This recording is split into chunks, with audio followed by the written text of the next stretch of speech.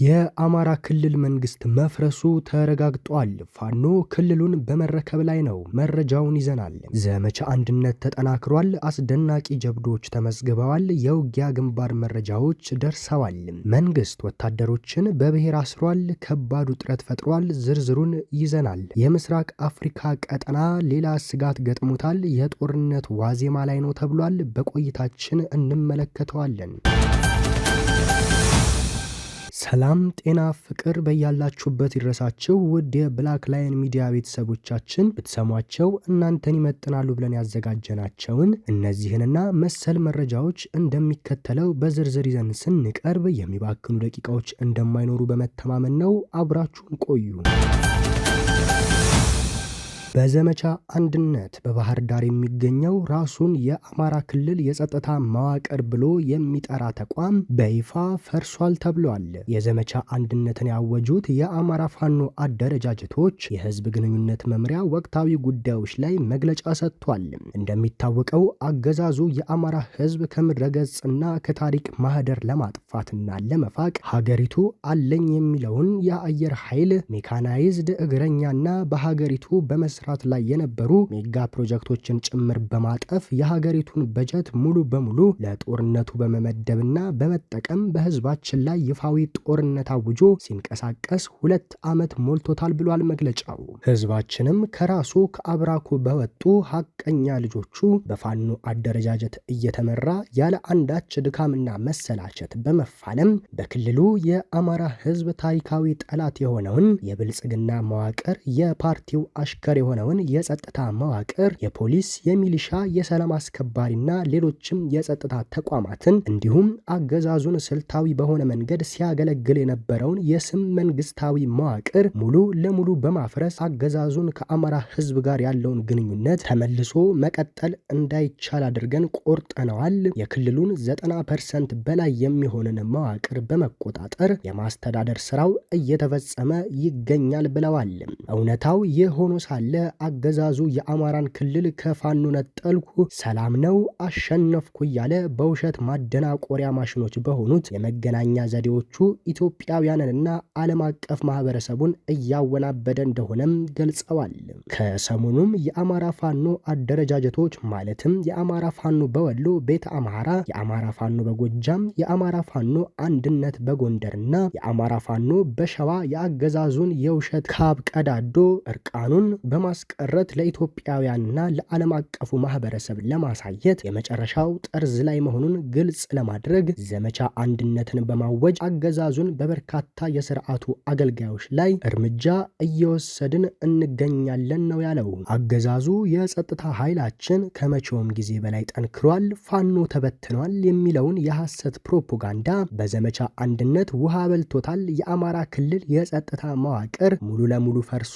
የአገዛዙ የጀርባ አጥንት የሚባሉት የክልሉ ሰላምና ጸጥታ ቢሮ ኃላፊ የነበረው ደሳለኝ ጣሰውን ጨምሮ በርካቶችን ከህዝባቸው በላይ ከሚሞትለት ስልጣን አንስቶ የቁም እስረኛ አድርጓል ብሏል። አደረጃጀቶቹ የክልሉ የፖሊስ ኮሚሽን ኮሚሽነር የነበረው ደሴ ደጀንን ከኃላፊነት አንስቶ አባሮ የቁም እስረኛ አድርጓል። የክልሉ የሚሊሻ ጽህፈት ቤት ኃላፊ የነበረውን ኮሎኔል በአምላኩ አባይን ከስልጣን አንስቶ የቁም እስረኛ አድርጓል። በአገዛዙ ቤት የሽብር መንፈስ ብቻ ሳይሆን እርስ በእርስ መወነጃጀሉ በስቷል። አበባው ታደሰ የተባለ የጨፍጫፊው ቡድን መሪ በብስጭት ካላገዛችሁን ክልሉን ለቀን እንወጣለን በማለት መዛቱን በመረጃና ደህንነት መዋቅራችን አረጋግጠናል ብሏል። ይህ ሁሉ ተአምር እየተፈጠረ ያለው ዘመቻ አንድነትን የአማራ ፋኖ አደረጃጀቶች አውጀው ካላቸው አቅም ላይ ከግማሽ በታች እየተጠቀሙ ባሉበት ወቅት መሆኑ ድሉን እጥፍ ድርብ ያደርገዋል ነው ያሉት። የአማራ ፋኖ በወሎ ቤተ አምሃራ ምዕራብ ወሎ ኮር አማራ ሳይንት መቅደላ ክፍለ ጦር ሼህ ሁሴን ጀብሪል ብርጌድ በደቡብ ወሎ ዞን መቅደላ ወረዳ ውስጥ ጅሳና ዶቃ በሚባል ቀጠና በዛሬው ዕለት በሰራው ኦፕሬሽን ድል ማድረጉ ተሰምቷል። በስም ወደ ተጠቀሱት የወረዳው አካባቢዎች ለመግባት የተንቀሳቀሰው ኃይል በመቅደላ ጀግኖች ተመቶ ኪሳራ የደረሰበት ሲሆን በዚህም የተረጋገጠ 4 ጠላት በአለሞ ተኳሽ ፋኖች ሲመታ ከ4ቱ 2ቱ ወዲያው ነው ነው የተደመሰሱት ሲል የሼህ ሁሴን ጀብሪል ብርጌድ ህዝብ ግንኙነት ኃላፊ ፋኖ ቃላብ ወርቅዬ አስታውቋል። የመንግስት ኃይል ወደ መጣበት ሲመለስ አንድ ንጹሃን ረሽኗል። ይህ አይነቱ ድርጊት በአውደ ውጊያ ሽንፈት በገጠማቸው ቁጥር የአብይ ሰራዊት አባላት የሚፈጽሙትና የተለመደ ተግባራቸው ሆኗል ነው የተባለው። የጦርነትን ህግ የማያውቅና የወታደር ስነ ልቦና የሌለው የአብይ አራዊት ሰራዊት የሚፈጽመው ግፍ ከዕለት ወደ ዕለት እየተባባሰ ነው የመጣል ብሏል ፋኖ ቃላብ። በዘመቻ አንድነት ኮሬብ ከተማን ከተነጠቀው ኃይል ከተማይቱን አስለቅቃለሁ ብሎ በርካታ ተሽከርካሪ ወደ ኮሬብ አሁለታ አስጠግቶ የነበረ ቢሆንም የሼህ ሁሴን ጅብሪል ብርጌድ አናብስት በጀግንነት መክተው ሙከራው ከሽፎበታል። በምላሹ አስከሬኑን ሸክፎ ወደ ማሻ ከተማ ፈርጥጦ እንደገና እስከ ዛሬዋ ዕለት ድረስ ያደረገው ተደጋጋሚ ሙከራም ውጤት አልባ መሆኑን ነው ፋኖ ቃላብ የተናገረው። በርካታ ሰራዊት ከደሴ ተጭኖ ወደ መቅደላ ወረዳ መግባቱም ታውቋል። ከዚህ በፊት የገባው ሰራዊት በየአውደ ውጊያው ሲሸነፍና ካምፑን ሲያስረክብ ሌላ ተጨማሪ ኃይል እንዲላክለት ለበላይ አካል ሪፖርት ማድረጉን ተከትሎ ነው ሰሞኑን ወደ ወረዳው አዲስ ኃይል የገባው። የሼህ ሁሴን ጅብሪል ብርጌድ ፋኖች በሻለቃ በለጠ ምትክ ድሮን እየተመሩ ኮሬብ ከተማንና የመቅደላ ወረዳን አብዛኛውን ግዛት እያስተዳደሩ ይገኛሉ። ጥምር ጦሩ አነስተኛ ቦታ ላይ ተሸግፎ እንደሚገኝም ነው ፋኖ ቃላብ ወርቅዬ የገለጸው። በ11ኛ ቀን የዘመቻ አንድነት በጎጃም ግንባር ደግሞ አዘና ከተማን በመቆጣጠር 63 መሳሪያ መማረኩ ተነግሯል። ራስ ቢትወደድ መንገሻ አቲከም 5ኛ ክፍለ ጦር በአዊ ዞን አዘና ወረዳ ከተማን ለ4 ሰዓት ያህል መቆጣጠር ችሏል። ጓጉሳ ብርጌድ፣ ሽንዲ ወንበርማ ብርጌድ፣ ደጃቻ ሰቦ ቡሬ ዳሞት ብርጌድ፣ ወርቅ አባይ ብርጌድ እና ወለጋ ሃሩ ሻለቃ አባላት በጠዋት ወደ ከተማዋ ዘልቀው በመግባት የአሸባሪ መንግስት አሽከር የሆኑትን የአድማ ብተና አባላትና የሚኒሻ አባላት ላይ የማያዳግም እርምጃ መውሰዳቸውን የአማራ ፋኖ በጎጃም ቃል አቀባይ ፋኖ ማርሸት ፀሐዩ ገልጸዋል። በዚህ አውደ ውጊያም 22 የጠላት ኃይል መደምሰስ፣ 42 ኃይል ማቁሰሉን፣ 4900 ተተኳሽ፣ 63 መሳሪያ መማረኩን አስታውቀዋል። 320 የታፈኑ እስረኞችን መፈታታቸውንም ተናግሯል። በዚህም የታፈኑ ነፍሰ ጡሮችና እመጫት ሴቶች ይገኙበት እንደነበር የአይን እማኞች አረጋግጠዋል። 6 ማፈኛ የነበረን ካምፕ ማውደም ተችሏል። ሐዲስ ዓለማየሁ 7ኛ ክፍለ ጦር ተድላጓሉ ብርጌድ እናስካይ ቀበሌ የላም ጭቃ ላይ የህዝብ ውይይት በማድረግ ባንዳና የባንዳ ቤተሰብ ማውገዙን አሳውቋል። በተመሳሳይ ሁኔታ የቦቅላ አባይ ብርጌድ የ3 ቀበሌ ማህበረሰብ ማወያየት ተችሏል። ማህበረሰቡም ከ34 በላይ ክላሽ በመግዛት ሲያሰለጥኗቸው ለቆዩ ልጆቻቸው ሰልጣኞች አስረክበዋል። በዚህ ክፍለ ጦር ውስጥ ያሉ ደጃዝማች ተድልጓሉ ብርጌድና ሉማሜ መብረቁ ብርጌድን ሪፎርም በማድረግ የተሻለ ቁመና ላይ እንዲገኙ ማድረግ ተችሏል። ቀኝ ጌታ የወፍታዬ ንጉሴ 6ኛ ክፍለ ጦር ስናን አባጅሜ ብርጌድ፣ በላይ ዘለቀ ብርጌድ፣ ጅበላ ሙተራ ብርጌድና ቀስተ ደመና ብርጌድ በሚንቀሳቀሱባቸው አካባቢዎች ከፍተኛ የሆነ የህዝብ ንቅናቄ መድረኮችን ማድረግ ተችሏል። በተለይ በደብረ ኤልያስ የሳሰር ቀበሌ የሚገኙ አርሶ አደሮችን አስገድዶ በመኪና በመጫን ደብረ ኤልያስ ከተማ በመውሰድ በከፍተኛ ዋጋ ማዳበሪያ እንዲገዙ ቢያደርግም ብር መውሰድ ትችላላችሁ እንጂ በዚህ ዋጋ ማዳበሪያውን አንወስድም በማለታቸው የተበሳጨው አሸባሪ የአብይ አሽከር በመናደድ ወደ ቀበሌያቸው እንደመለሰ ታውቋል። ሁሉም በአንድነት እኛ ከፋኖ ጎንነን የአሸባሪው መንግስት ሊያደህየንና በራብ ሊገለን የመጣ ነው ሲሉ አርሶ አደሮች ገልጸዋል። በዚህ ክፍለ ጦር ኢንጂነር ክበር ተመስገን ብርጌድን ሪፎርም በማድረግና በማደራጀት ማነቃነቅና የጠላት አጀንዳ ይዘው የተንቀሳቀሱትን እጃቸውን በመቁረጥ ብርጌዱን በጥሩ ቁመና እንዲገኝ ማድረግ ተችሏል ብሏል። የአብይ አህመድ ኃይል የተገኘውን አጋጣሚ ሁሉ በመጠቀም እየከዳ ፋኖን እየተቀላቀለ እንደሆነ ታውቋል። በዛሬው ዕለትም 4 መከላከያ ከርተው ገረመ ወንዳወክ ብርጌድን መቀላቀላቸውን ማረጋገጥ ተችሏል። የአማራ ብሔር ተወላጅ ምልምል ሰልጣኞች መታሰራቸው ተሰምቷል።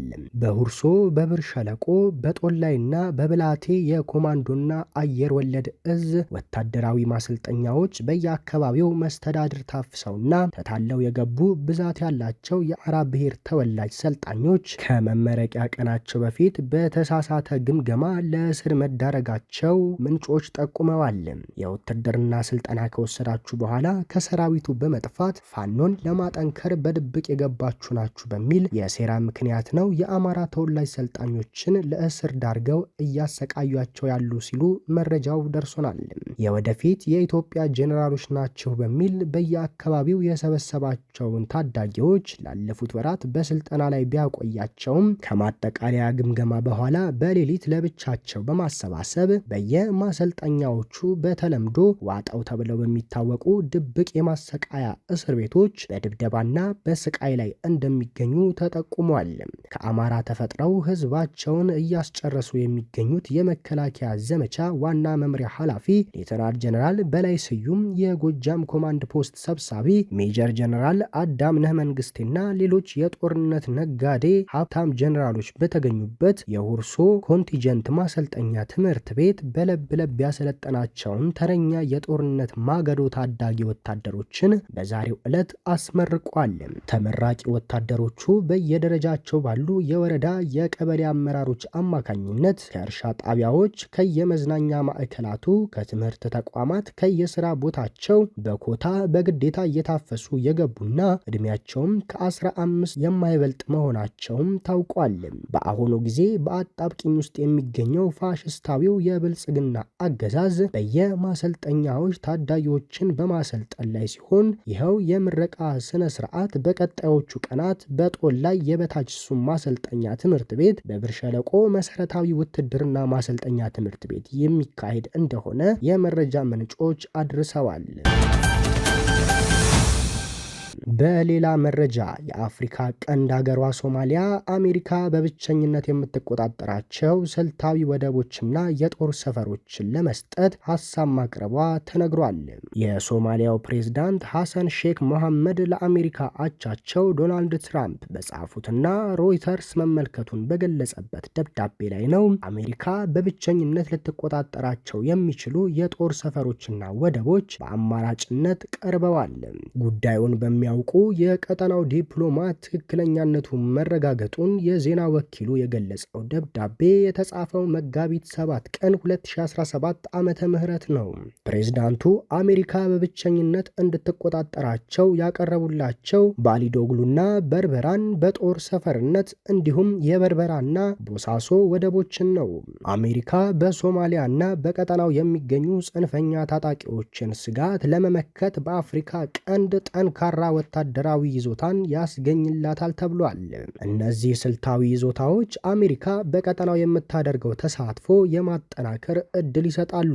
የማይቋረጥ ወታደራዊና ሎጂስቲክ መዳረሻዎችን ለአሜሪካ በማረጋገጥ ሌሎች የውጭ ተወዳዳሪዎች በዚህ ወሳኝ ኮሪደር ውስጥ እንዳይገኙ ይከላከላሉ ሲል ደብዳቤውን ዋቢ አድርጎ ሮይተርስ አስነብቧል።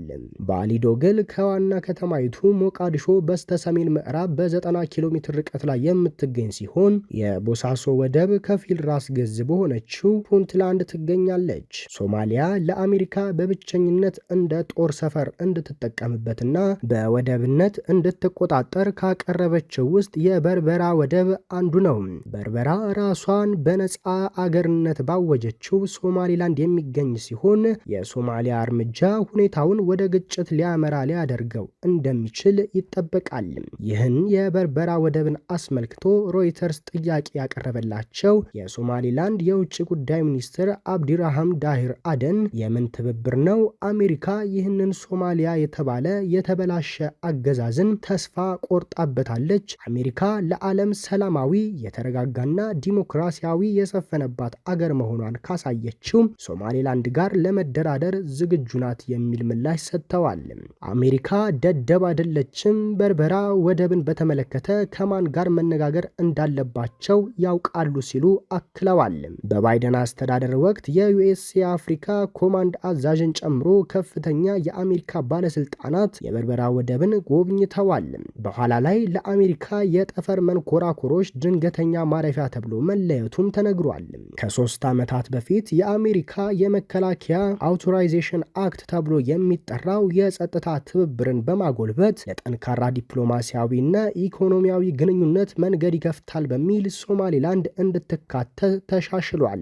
ሶማሌላንድ እንደ አንድ የግዛቷ አካል አድርጋ የምታየው ሶማሊያ ከሶማሌላንድ ጋር የሚደረግ ስምምነትም ሆነ እውቅናን እንደማትቀበለው በተደጋጋሚ ትናገራለች። ኢትዮጵያ ራሷን እንደ ነፃ ሀገር ካወጀችውና በዓለም አቀፍ ደረጃ ተቀባይነት ካላገኘችው ሶማሌላንድ ጋር 20 ኪሎ ሜትር የሚሸፍን የባህር ጠረፍ ለማግኘት የፈረመችው የመግባቢያ ሰነድ ሶማሊያን በእጅጉ አስቆጥቶ በቀጠናው ከፍተኛ ውጥረት ያስከተለ መሆኑ ይታወሳል። በምላሹም ኢትዮጵያ ለሶማሌላንድ እውቅና ለመስጠት እንዲሁም ከልማት ተቋማታ ድርሻ ይኖራታል የሚል ነው።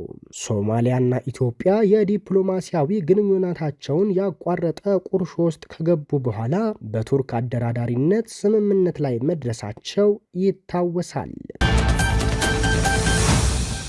ውድ የብላክ ላየን ሚዲያ ቤተሰቦቻችን ለዛሬ የነበሩን መረጃዎች ይህንን ይመስሉ ነበር። ሌሎች ወቅታዊና ፈጣን መረጃዎችን ለማግኘት ሰብስክራይብ በማድረግ ቤተሰብ ይሁኑን። ሰናይ ጊዜ